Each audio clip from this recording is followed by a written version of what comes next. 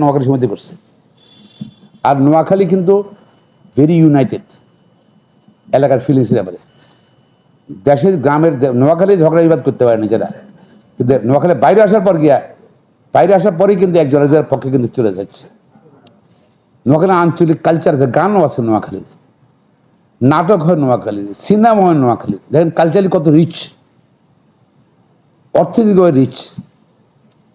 আমরা নোয়াখালী, এই যে নোয়াখালী এখন নোয়াখালীর কোন ডিভিশন না, নোয়াখালী বিপিএল এ নোয়াখালী এক্সপ্রেস একটা টিম দিল।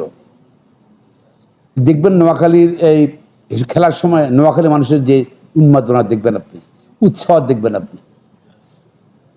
ঢাকা শহরে জনসংখ্যা জরিপে প্রায় রাজধানী ঢাকাতে প্রায় 24% নোয়াখালীর মানুষ, এটা নোয়াখালীর মানুষ বাস করে।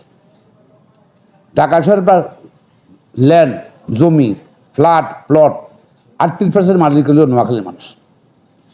বাংলাদেশের বেশিরভাগ ব্যাংকের নোয়াখালীর পরিচালক আছে, ফাইন্যান্স কোম্পানিতে নোয়াখালীর পরিচালক আছে, অর্থনৈতিক সমৃদ্ধ এরা। তার নোয়াখালী দেবেন না কেন আপনি? বিভাগ হবে না কেন? নোয়াখালী তো নিজে স্বাধীন করতে চাচ্ছে না, নোয়াখালী প্রদেশও করতে চাচ্ছে না, বিভাগ চাচ্ছে।